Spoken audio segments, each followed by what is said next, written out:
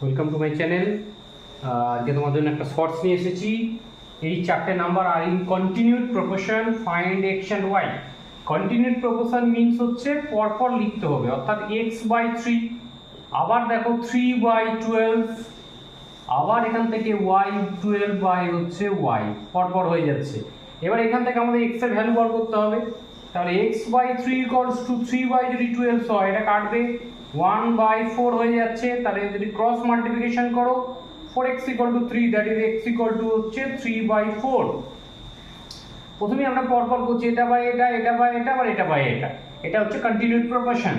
Similarly 13/12 equal to 12/y, এটাও কেটে যাবে 4, তাহলে y ইকুয়ালস টু হয়ে যাচ্ছে 48। তাহলে খুব সহজেই আমরা y আর x এর ভ্যালু কিন্তু বার করতে পারছি। কন্টিনিউড প্রপোর্শন মানে হচ্ছে পরপর, এটা বাই এটা ইকুয়াল টু এটা বাই এটা ইকুয়াল টু এটা বাই এটা।